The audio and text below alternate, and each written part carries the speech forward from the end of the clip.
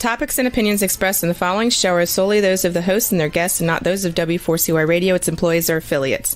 We make no recommendations or endorsements for radio show programs, services, or products mentioned on air or on our web. No liability, explicit or implied, shall be extended to W4CY Radio or its employees or affiliates. Any questions or comments should be directed to those show hosts. Thank you for choosing W4CY Radio.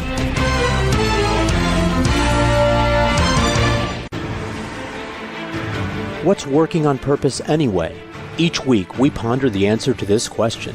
People ache for meaning and purpose at work, to contribute their talents passionately and know their lives really matter. They crave being part of an organization that inspires them and helps them grow into realizing their highest potential. Business can be such a force for good in the world, elevating humanity. In our program, we provide guidance and inspiration to help usher in this world we all want, working on purpose. Now, here's your host, Dr. Elise Cortez.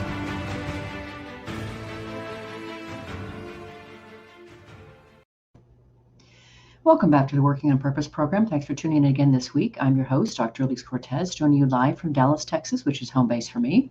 If you don't know me yet, I'm a management consultant specializing in meaning and purpose, organizational logotherapist, inspirational speaker, social scientist, and author. You can learn more about me and how we can work together at elisecortez.com or gusto-now.com. Let me thank my partner and sponsor, WorkProud. We are a perfect collaboration. Everyone wants to know they matter and that the work they do is meaningful and appreciated. WorkProud is a mobile platform built to encourage employees to share stories and recognize each other's contribution. WorkProud empowers HR and business leaders to help create company cultures where all employees are inspired to feel proud of their work and proud of their company. Learn more at workproud.com. With us today is Joyce Thom, a speaker, executive coach, and catalyst for change in the fields of resilience, wellness, and conscious leadership.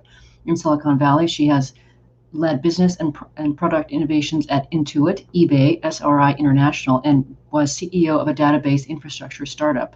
After seeing the impacts of stress and high-pressure environments, she founded Energy at Work Co. in 2002 to help executives and entrepreneurs accelerate their growth by bringing more balance and satisfaction to their lives.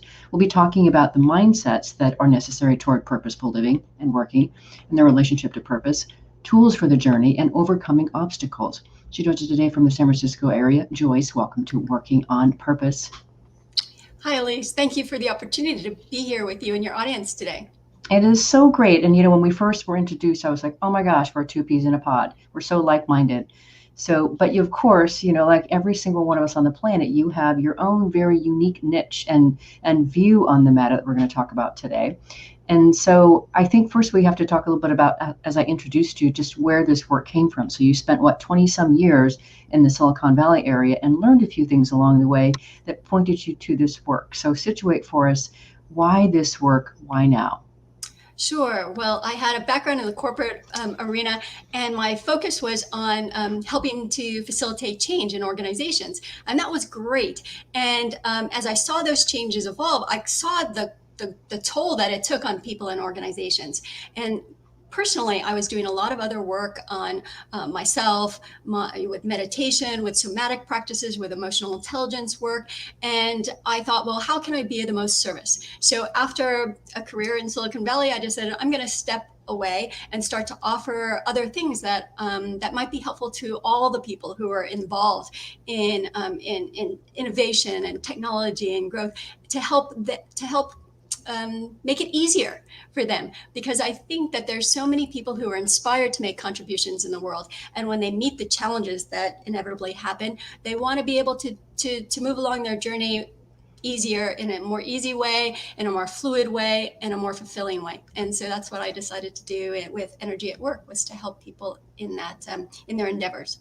That's so great. And as we spoke about before when we were first getting acquainted on the phone, I've just really come to see, my perspective is that everything is energy. And so it's just really, how do we mobilize that energy? How do we use it most productively? And certainly, as we care about, toward our purpose. And so for this first segment, I know we wanted to focus on journey and destination mindsets and their relationship to purpose. And so maybe we could start, you gave me an article, I read most of it, by the way, but not all the paper, but most of it, and about the Stanford's research. And so I wanted to first start with, how does Stanford's research help us refine our strategy for working on purpose? Your perspective on that. Sure. Let me step back and give a little bit of context for that. And that is that people are often interested in change, and change is great, but it's about when that change becomes sustainable, when it's lasting, and then that change turns to meaningful growth for people and organizations. And that's one of my main interests. And so what Stanford did was it looked at different things that happened with people when they accomplish goals. And they found out that people often, when they accomplish goals, they pause, they pat themselves on the back, and then they may or may not, they may turn their attention to something else and not continue that progress. In fact, they may backslide. And so before we get into their exact research, I want to just bring up this analogy of a sprint and a marathon. So, you know, in today's society and in business, success is often linked to short-term metrics that encourage us to go full out. You know, just they're always saying, oh, you know, 120%, 120%. And I know that when I was starting out in the corporate world, way back when as a strategic management consultant, I was definitely on that path of like, oh, okay, we have a client engagement, and they've got offices in London and Tokyo and the US. And so I would just be working around the clock. In fact, often I would find myself sleeping on the floor in the office because in those days there weren't even laptops. That's how long ago it was. And so to get access to your data, you actually had to stay in the office to be able to access your big computer. And that's not really a sustainable kind of thing, right? No, it really isn't. It's not very good for us, and it's not good for our work, and it's not good for the teams. And I liken that to the sprint mentality where you've got this deadline. Okay, I'm just going to, for a couple months, we're just going to really crank it out. And then what happens at the end? You kind of collapse and you backslide, right? You're just burnt out and it doesn't work. And so then we often graduate along our career to the idea of a marathon. So then I moved out to Silicon Valley, and the product cycles were different. It wasn't a couple months. It was like a yearly product launch at that point before the internet was really big. So it was a yearly product launch cycle. So you paced yourself a little bit more like a marathon, and you did do some more self-care. But at the end, it sort of turned into a sprint. And then you ended up again at the end being a lot burnt out and needing a fair amount of time to recover. And you didn't necessarily have the energy to then begin to grow and develop what you wanted to do professionally or personally. And so we've got both of the sprint and the marathon analogies are very goal oriented, like get to this point, reach your goal, and that's it. And there's a whole nother paradigm for looking at life, which is a journey mindset. And that's what Stanford research started to look into. They said, okay, well, we know that what happens when people have this goal or destination mindset, then they stop, they have to, and they backslide. And so there's not sustained growth.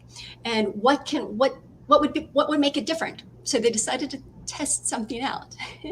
And what they did was they took a number of different research studies where people were in programs with specific goals, like a weight loss program or a fitness program, or even an executive training program. And at the end of the program, after people had done what they needed to do, they asked all of the participants to reflect on what had happened in the program. And they gave different prompts. Some people were asked to reflect on it as a journey, and some people were asked to reflect on it as a destination, and some people were given no prompts at all. And they wanted to see what happened in terms of people's learning and growth and the benefits. Did the benefits sustain? And then were their future actions in alignment with the goals that they wanted to continue their purpose and so on. And so the net result of that is that when the people who were invited to reflect on the program as a journey were able to continue their progress. So for example, if you had been in a fitness program and you met your goals, after the program ended, you continue to exercise and you continue to make choices that were in alignment with good health and fitness instead of slacking off. For example, like with diet programs, I'm sure many people can relate to it. You get on the diet, you hold to it, you gut it out, you meet your goals, you drop the weight, but then when it's done, after a while, you backslide. Mm-hmm. But in this case, the people who were just asked to reflect on it as if it were a journey didn't. They stayed on it. They continued to progress with their weight loss goals, and they continued to make decisions that were in alignment. So no cheating and binging on the chocolate afterwards. So that was a really interesting, finding that the Stanford folks had, which was, hey, if you reflect on your whatever your experiences were, and you look at it as a process instead of an event, instead of a goal, you will actually be able to grow.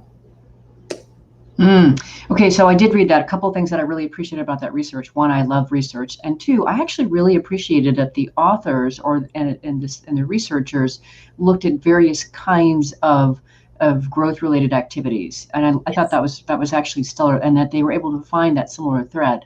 So then, of course, we have to ask, for the purpose of this conversation, how does that relate to the strategy for working on purpose? Right. So I think one of the main problems that people encounter with why they're not able to move forward with their purpose is that they're confusing purpose and goals. Mm-hmm. And, yes. I think that actually, well, I'm sorry, what were you going to say? No, I completely agree with you. People confuse purpose and goals all the time. They also confuse meaning and purpose. They're also not the same. Right. And I think that purpose is a much bigger thing and a much higher thing than a goal. A purpose is something that, in my perspective, you can't actually ever achieve. You can just continue to work towards it. It's not something that you one and done with that purpose. And so it's got this other quality to it that's more like a North Star. Yes. So the North Star is big, it's bright, and wherever we're at, we can see the North Star and we can head towards it. And the exact route doesn't exactly matter as long as we continue to head towards that direction. And so it can illuminate and guide us in our actions and our decisions. Right. And listeners and viewers, how you might now situate goals, since we said that they were not the same as purpose, is imagine, like I'm looking right now at a list of 8 goals that I have on my list to get done here in 2021, all of which are directed by and feed into the fulfillment of my purpose. So I can have like almost whatever, maybe unlimited number of goals that might support what it is for me to live my purpose and be an expression of my purpose, but they're not my purpose. That's how I would distinguish that. Exactly.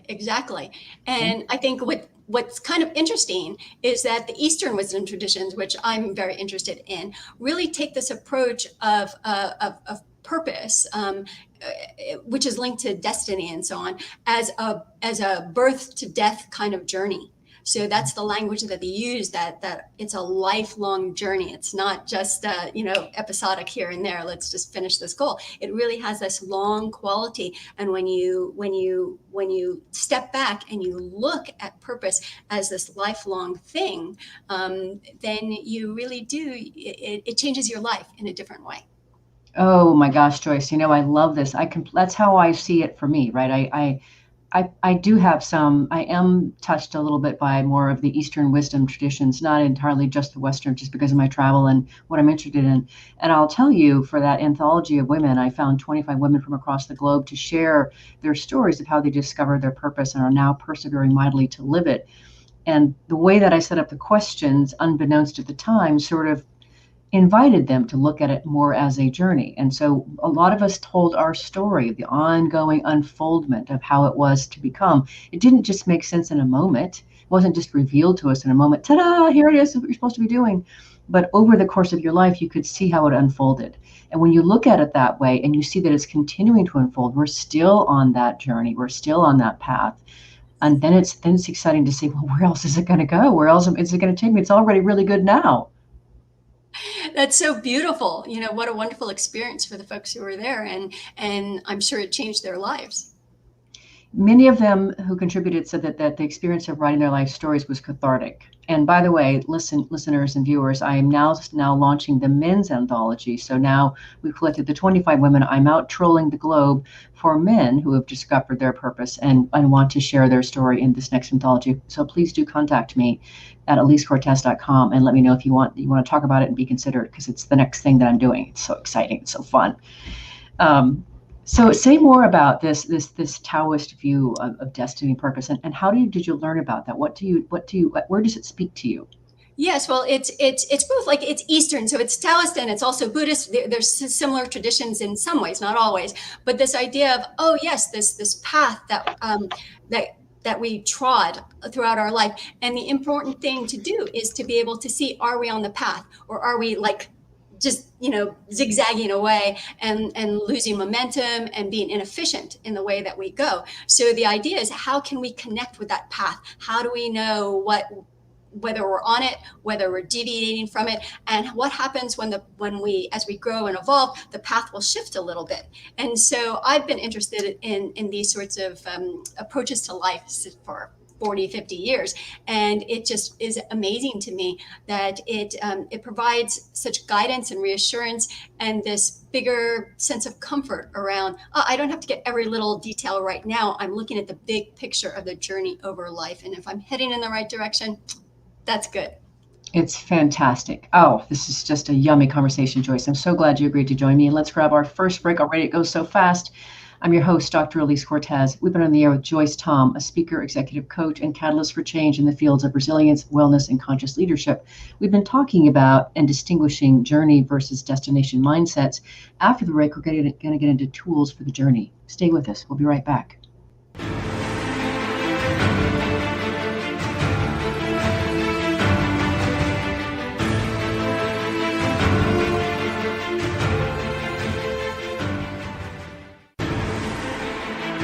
Dr. Elise Cortez is a management consultant specializing in meaning and purpose, an inspirational speaker and author. She helps companies visioneer for greater purpose among stakeholders and develop purpose-inspired leadership and meaning-infused cultures that elevate fulfillment, performance, and commitment within the workforce. To learn more or to invite Elise to speak to your organization, please visit her at alisecortez.com. Let's talk about how to get your employees working on purpose.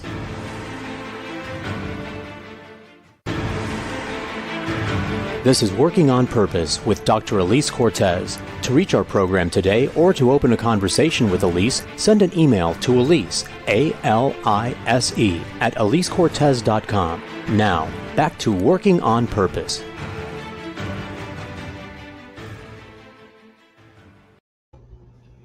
Thanks for staying with us and welcome back to Working on Purpose. As I've watched the pandemic continue on, we've looked for ways to help companies support their employees handle the anxiety, stress, depression, and feeling disconnected, while also helping to lift and inspire them with ongoing professional development.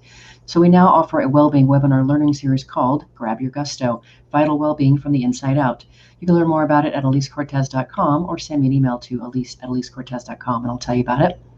If you're just joining the program, my guest is Joyce Thom, founder of Energy at Work and speaker, executive coach, and catalyst for change in the fields of resilience, wellness, and conscious leadership. She joins us today from the San Francisco Bay Area. I'm your host, Dr. Elise Cortez. So for this next segment here, I'm really interested in this notion of yours, of tools for the journey. And I know you and I probably both get a very similar question. And people want to know, how do I find my purpose? I mean, I was just speaking to a group of National Charity League mothers and daughters Sunday, and I asked that question: how many of you think you know your purpose? And there were probably 250 people in the audience. Guess how many hands went up? How many? One. Oh my goodness. And I understand, I totally understand. So, people do want to know, how do I find my purpose? And so talk to us a little bit about your perspective on how to start to answer that question and some tools along the way. Sure. Well, I know that a lot of people struggle with finding their purpose. And in some of the research that I've seen, only 20% of people really feel certain that they know their purpose. And as many as 91% of people at some point have felt like they don't know their purpose at all. So it is a big, big, big issue for people.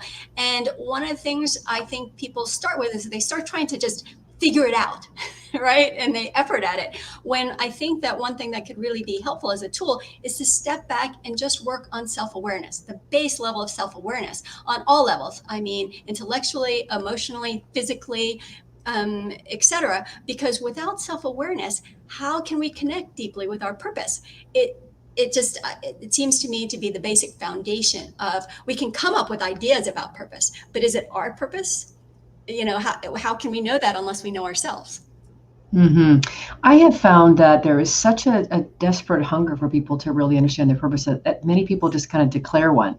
And it's based on kind of what they think they stand for or what they kind of are sort of doing, but it's really not their purpose. And I really do understand where that comes from. And then they want to call it purpose because then it has more juice to it, has more energy to it. But it is not at the end of the day purpose. And so I really appreciate this notion that you talk about self-awareness, and then you talk about this whole GPS system. Tell us more about that.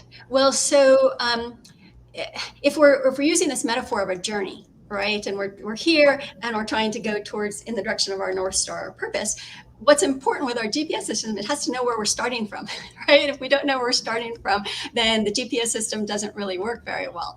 And how do we know where we're starting from? We have to begin that self-inquiry of, well, what's going on with me today? And like you just mentioned, people think of some good ideas and they declare it a purpose, or they feel something, they feel some emotion, and then they use that to declare a purpose. But those aren't always taking care of our whole self. It's not taking our whole self into consideration. And that's why purpose is a little bit hard, or the path is a little bit tricky. If you've got the head saying, I should do this, this sounds like a good purpose, but the heart says, no, but this is what I want to do. You're going at cross purposes, and the GPS doesn't know how to navigate that. It's not very efficient, and it's not likely to lead to a lot of satisfaction or fulfillment. Well, and this is where I think your work gets really, really interesting to me, because you distinguish this notion of the energy fuel gauge and as being useful to understanding when we are aligned to our purpose.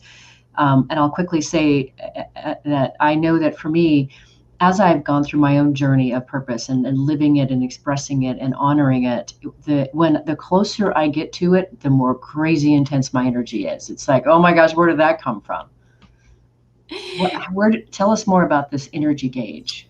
Well, it's again using this metaphor of this journey. So if we're on this journey, then our vehicle is like our physical body, and we want to check in to see how much energy we have, how much fuel is in the car, in the fuel tank, right? And I think most people, sometimes people go, oh, energy, it's too woo-woo, right? Don't know that. I don't know anything about energy. But if somebody said to you, think of how you are right now, and check in. If you were checking in on your fuel gauge, like in a car, are you on empty? Are you on full? Or where along the spectrum, 1/4, half, or 3/4? How much energy do you have in your fuel tank? And that's relevant, because if you don't have a lot of fuel, how are you going to make your journey? You're not going to get very far without the fuel. Yeah, it's so true. And so then that's where I'll quickly say, and then you have some ways to build some of these skills. But one of the reasons that I am a logotherapist, which is really the whole practice of generating, or I should say, discovering, encountering, being able to see meaning in the moment, is because meaning is from my vantage point, our ultimate energy source. And so the more that you can actually find meaning in the moment and across your life, the more energy that you have, and especially when you align it with your purpose. So you have some tools to be able to help build some of these skills, or some approaches. Can you tell us about a few of those? Right. It's going to sound simple, but the thing is mostly the hardest part about it is remembering to do it. So I'll just say that. And that is just a simple check-in, a really basic check-in, which says, at the beginning of the day, at the end of the day, or before, an important event, is just to check in with ourselves and say, how is my mind right now? Is it clear? Is it foggy? Is it racing? Is it settled? How much energy is zipping around in our mind? And then tuning in then to our emotional center and listening, because we know also that emotions are a huge motivator for us, right? There's a lot that we can do when our emotions are in alignment with with our purpose, for example. And so, what's our emotional state? Are we reluctant and resistant? Are we frustrated? That's not going to help us on our journey. Or are we in a place of excitement and curiosity and gratitude for what's opening up in front of us? So of course you can just maybe even feel like, oh, wow, yeah, if I'm in a grateful space, if I'm in this curious, excited phase, then I've got enough energy to, do quite a lot, accomplish quite a lot in the world. And then, the other level is our physical body. how is our physical body responding? Like sometimes we really want to do something. It's really important to us, but we don't have the physical energy to do it. And if we ignore that, and nobody would run their car on empty, right? We know that that's a bad thing. Like to say in the matter, yeah. If it clogs up the fuel lines, and then there's a lot of maintenance problems, and then you've got a big repair bill at the end. So you don't want to do that, but often that's what we do. We ignore those three different types of energy and the overall set of energy that we've got, and we just say, oh no, I'm going to gut through it because it's important to me. And although we can get some energy from doing things that we love, it's again stepping back and seeing that big picture. Like the Eastern approach is, you've got a certain amount of energy to go through your life, and if you're burning it up too quickly, or if you're zigzagging and not efficient with it, you're just not going to have enough to get as far as you might like to go. So it's really worthwhile to ask those basic questions. How am I doing? What do I need? And listen to the answer. It's not just about asking the question. You want to actually listen to the answer and then act based on what is needed. Two things come to mind to add to that beautiful set of points that you made there. First, I had Dr. Neha Sangwan on my show last May, I think it was. She's phenomenal. She's become a friend as well, and a colleague. But she has a whole book out called Talk RX, and she really distinguishes that emotions are energy in motion. So you have to steward them through your body in order to really make them work with you. And you most certainly cannot ignore them. They will not be ignored. Yes. Right. And so with the better that you get at really first understanding those emotions, naming them, understanding them, honoring them, and stewarding them through your person, the more that you can utilize that energy and even literally channel it through you for a very productive end. So that's the first thing I would say. Anything you want to comment on that before I go to my second point? Yes, exactly. I'd like to take it to the workplace situation, because our head, our heart, and our body are like teammates, right? And so if you were going into a group meeting and saying, we've got this purpose, our mission, our vision, what do you guys think about that? Or how are you feeling about that? And there were concerns, there were fears, there was excitement, there's a whole bunch of different reactions to it. As a good conscious leader, you would want to listen to all that was going on and then be able to help harmonize the team, help, get everybody together to move towards in the same direction. You wouldn't ignore somebody, or you wouldn't say, oh yeah, I know you're afraid of that. Too bad, we're doing this anyway. That's not great leadership skills. So we are like, our awareness, our consciousness is the leader of our whole being. And it's really useful for us to go ahead and take all that into consideration so that we can move forward. That's beautiful. I love that idea that they're all on the same team. I love that. Yeah. And then you have the conscious leader who's directing them. I love that. Okay. So the second point that I wanted to make is, and you talk about how, we have this energy, and generally speaking, we need to manage it and deal with what we have. We can increase it through exercise and other things like that, and being high on purpose, of course. But what I want to make sure that I also emphasize is that it's really important, and this gets much clearer when you, to your point, really work from the purpose as a North Star guiding point. And you can recognize, you can start to more easily see what fits within that purview of my purpose. And a lot of us spend a lot of time and effort and energy on activities that actually don't help us fulfill our purpose, and someone else can do them very handily. Thank you very much. And when you clear them off your plate and your path, you have this much bigger runway and all this extra energy to throw yourself toward that North Star of purpose. And so I can't tell you how important it is to really evaluate how you're spending your energy. Where is it going? Taking inventory of that, and then clearing out where it really isn't serving you very well. Do you really have to be the one that does all the dishes, changes the oil in your car, does all the laundry, does all this extra stuff on your project, on your team? Really, do you have to do all that? So that's the kind of thing I really want to encourage you to evaluate, because once you start to get clear about what's pulling away, the energy's pulling away from your purpose, you'll have more bandwidth energy to devote to your purpose. Comments, Joyce? Excellent point. I think that we often think that we have to do it all, and that's not necessarily, it's not true. And it doesn't actually help further the contributions that we could make in the world. Yeah. So Yeah, wonderful point. I agree, and I also encourage people to take that into consideration and see what changes might be helpful for people to make in their lives. You'd be amazed how you can really quickly get over doing some of these things that you spend a lot of time doing. Move on to the next higher level order of things. And to that end, I definitely wanted to talk with you. I know you and I share this notion here about ongoing self-awareness because our purpose will evolve as we grow. Say more about why that's important to keep track of and steward. Yes, because I think once people this idea of purpose is and finding purpose is such a big deal to people that once they find something that they want to latch onto, then they just kind of keep going towards that same that same purpose, that same North Star for their whole lives. But as we continue to grow and evolve, it's natural. It's not maybe surprising to think that what's important to us and therefore what our purpose is will change as well. And so this idea of check-ins along the way, regular check-ins to say, oh, is this purpose that has been a wonderful guiding star for me for 5, 10, 15 years, is it still the right one for me? Or do I need to update it and revise it and then navigate towards the new North Star for us?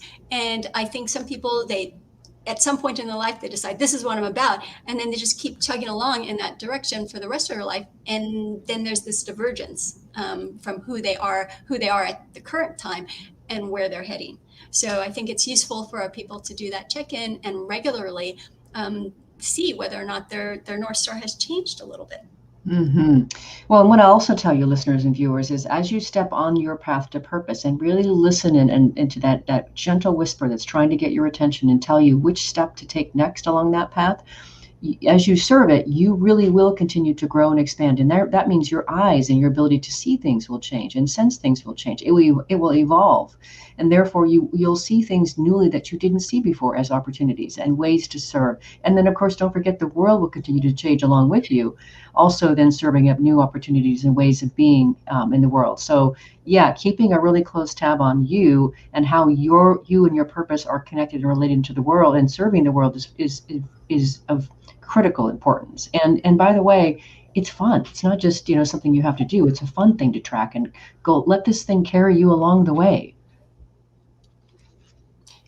Absolutely. Isn't this fun? All right, well, let's grab our last break here. I'm Elise Cortez, your host. We were on the air with Joyce Thom, a speaker, executive coach, and catalyst for change in the fields of resilience, wellness, and conscious leadership. We've been talking about the tools for our journey of purpose. After the break, we're going to get more into overcoming obstacles to the journey. Stay with us. We'll be right back.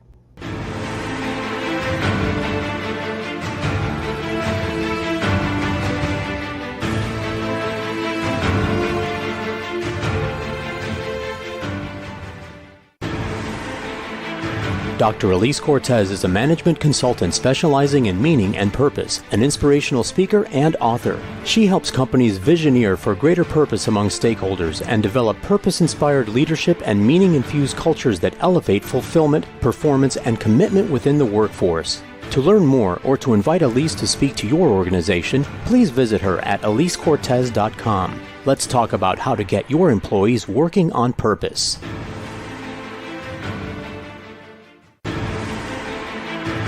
This is Working on Purpose with Dr. Alise Cortez. To reach our program today or to open a conversation with Elise, send an email to Elise, A-L-I-S-E, at alisecortez.com. Now, back to Working on Purpose.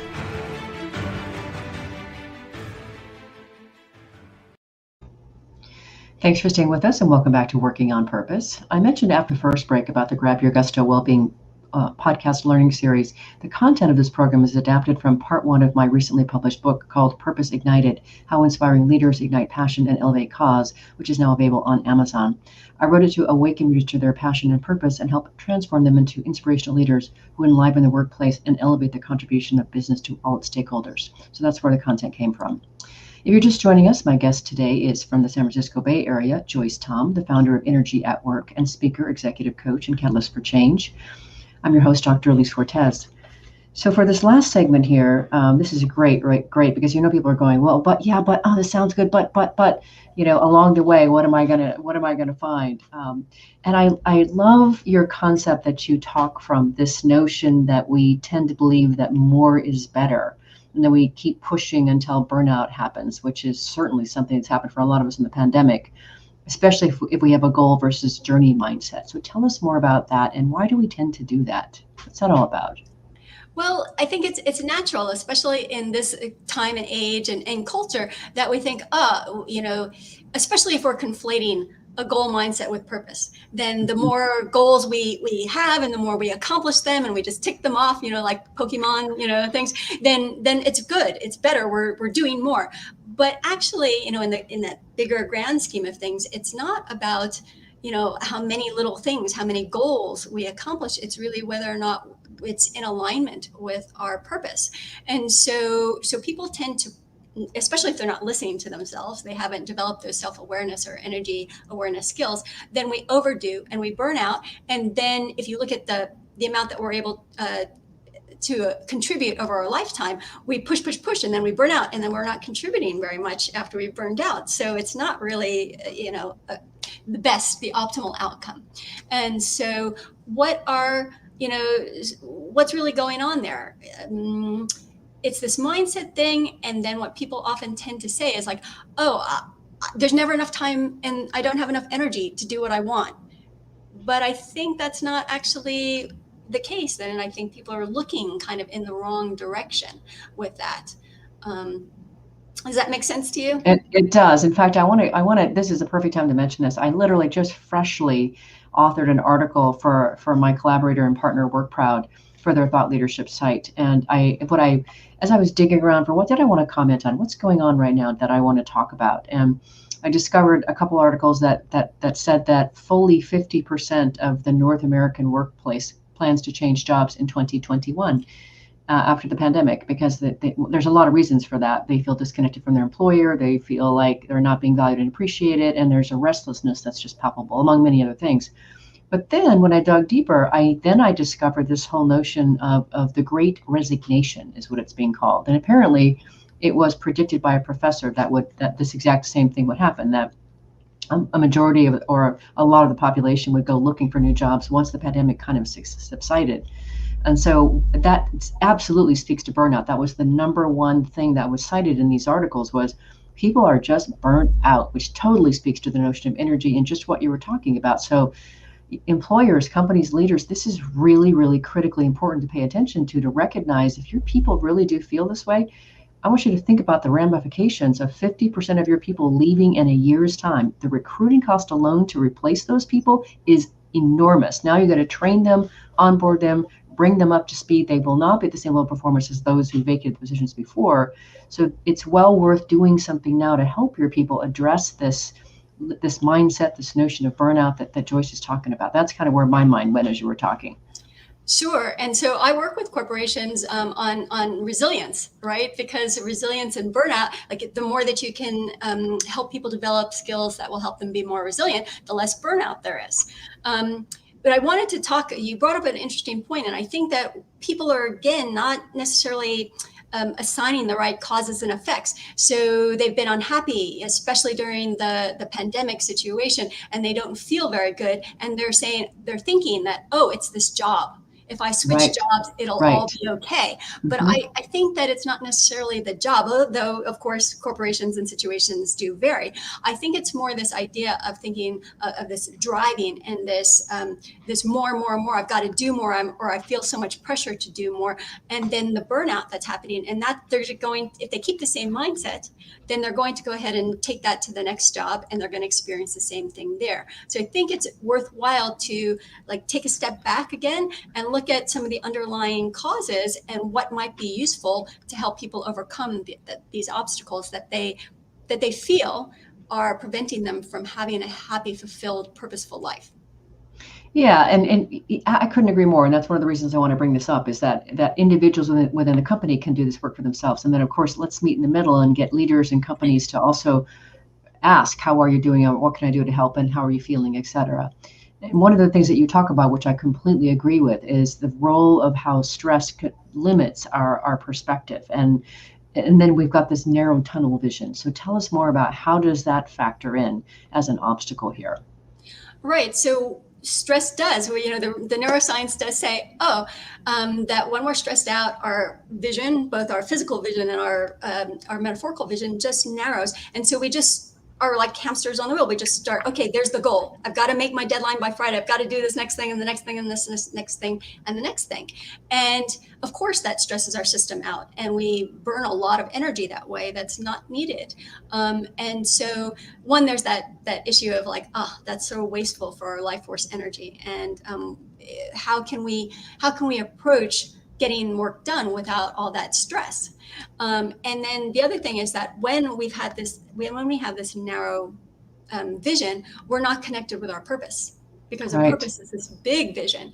And expansive. So it's hard. We just get caught into the little details, and we're not seeing how it fits in with the journey that we're wanting to make. So I think that things that we can do, it's not just stress management for health reasons, it's stress management for quality of life and quality of the journey towards our purpose reasons as well.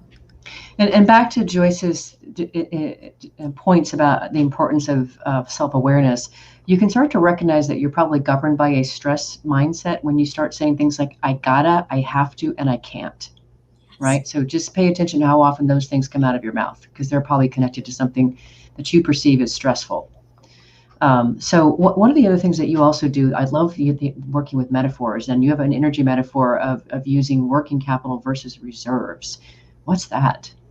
Right. So the way a lot of the ancient traditions who work with energy view it is like, there is what we would call a working capital amount of energy. This is the amount of energy that we use in daily life, to do our chores, to do our work, etc. And we use it.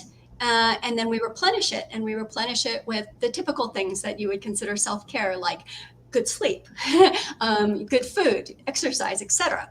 But underneath that is this concept of, they don't use this terminology, but I think we in modern society could understand it, a reserve capital. And that's the energy that carries us through life. Like on that road, on that journey from birth to death, it's that underlying amount of energy that moves us forward and helps us develop over time and mature. And so they're different things. And what we can expect to do is, as we live our daily life and we use up energy, it's not like we should just conserve and sit still and use as little energy as we can. We want to expend energy and use it to live and enjoy life. But if we are not listening to how much energy we're using, and we're overdoing, and we're burning the candle at both ends, we're going to dip into our reserves, into our savings account. And if we use that reserve energy, it's very hard to get that kind of energy back. And so then what happens is we end up with a permanent burnout. Like we just can't move forward in our life at all. And so differentiating between when we're just using our working capital energy versus when we're using our reserve energy is really important. And I don't think that most people actually consider that or can sense that. I would agree. Now I'm really curious too, because I noted that when you were talking before that I think you attach that to the wisdom tradition of the path of addition and path of subtraction. I've never heard this language before. Tell us more about that. Right. So this also ties in with the idea of more is better, right? So the path of addition says that if we want to move forward towards something like our purpose or even a goal, many times there is an approach that says, do more, gain more skills, get more accomplishments, have more experiences, more and more and more and more. So it's the path of addition. What can I do that's going to help me go forward, right? But then there's another path, which is called the path of subtraction. And the path of subtraction, which actually speaks to something you mentioned earlier. I was just about to put that together myself. Go for it. Which is, what can we take away that's a hindrance? What can we take away that's not necessary and that's actually consuming energy that we could better use to move smoothly and easily along the path? And it's not as familiar a concept to think, okay, path of addition, path of subtraction. I think most of us tend to focus more on the path of addition, and we don't give nearly as much priority or importance to considering the path of subtraction. And it's important that we do both. Mm-hmm. Mm-hmm. Yeah, as we were saying before, we've got this amount of energy, and yes, we can stoke it and such, but better to really be just choiceful about where to really put our energy and our time. And is that really worth our time? Is it really going to allow us to be able to express our highest possible purpose and serve at our best, highest level? And it's amazing to me how much, let's call it busy work, that really gets done, that takes up so much energy, right? That we really don't have to do. And someone else would gladly do that for us. That's right. And it's also encouraged at work by sort of the norms, that the idea of FaceTime, right? It's not really satisfying work, but you have to look busy, or you have to stay till 10 at night to look like you're worthy of promotion, or something like that. And when we actually tune into ourselves and we have this real deep sense of what's right for us, and what are we here to do? It's not here to be doing some of these other things that aren't part of our purpose. They may be part of other people's purpose, which is great. Let them do it. What really is important to us, and how can we stay on track and on purpose? Yeah, so as a quick example, listeners and viewers, I was having a conversation with a gentleman yesterday, and we were talking about some way of maybe trying to find a way to collaborate between our two companies. And he shared what he was up to, and I said, that's fantastic, beautiful, great creation. Doesn't align with us. But so thank you very much. I'm happy to refer you if it makes sense, but it just doesn't make any sense for us to put any energy into that, because it's not aligned. It doesn't thread through our purpose. So that kind of ability to recognize and say thanks, but no thanks works. So you already heard me say, Joyce, sorry, we're getting so close to being out of time already. It's just amazing. You already heard me say that my approach to stoking energy is through the logotherapeutic lens of trying to find more meaning, getting more access to it. Maybe in a minute or so, can you give a couple of approaches that you offer to people to stoke energy or to manage energy? Sure. I think purpose, as you said, like purpose really does. It helps us, it helps our brain, because research shows that when we feel like we're on purpose, we have much more cognitive resilience. And so that's really important. That gives us more energy to be able to be clear and creative, and move forward on our goals as well as our purpose.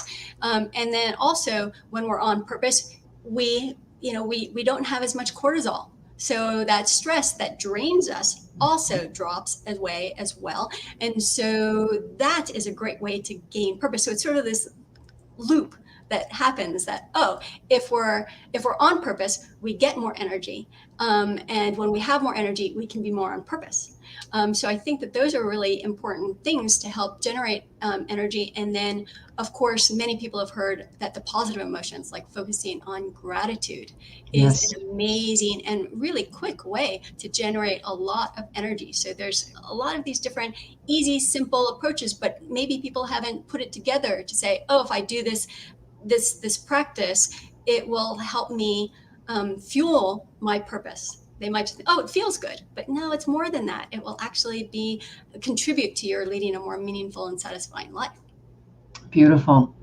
Well, here we are at the close, and you know that the show is listened to by people across the world, and they generally tune in because they're out to be able to elevate their own connection to meaning and purpose, or they want to help create cultures where people feel enlivened and want to do their work at their highest level, or become inspirational leaders themselves and do business that betters the world.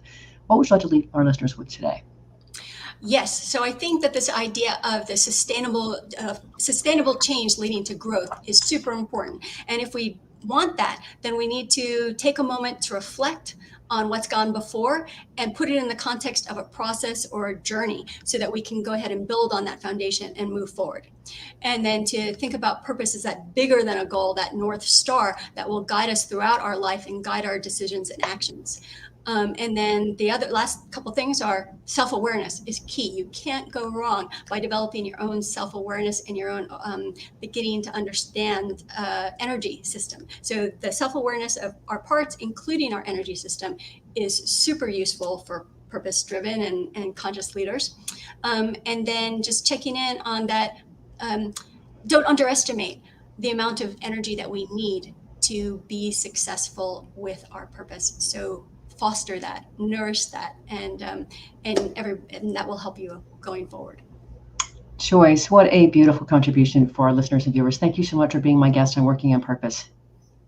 My pleasure. Thank you for having me. Absolutely. Listeners and viewers, if you want to learn more about Joyce Thom and the work she does at Energy at Work, just go to energyatwork.co. And thanks again to our partnering sponsor, WorkProud, which helps companies build a platform where your workforce receives meaningful feedback and thanks for their work from people across your company.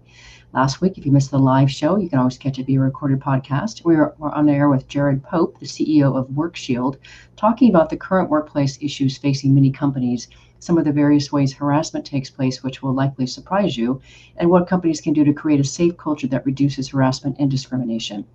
Next week, we'll be on the air with Dr. Arthur Cyr-McCauley, a third-time guest, this time talking about his latest book, America Reunited, a relational solution to bridging the political, social, and personal chasm dividing our nation.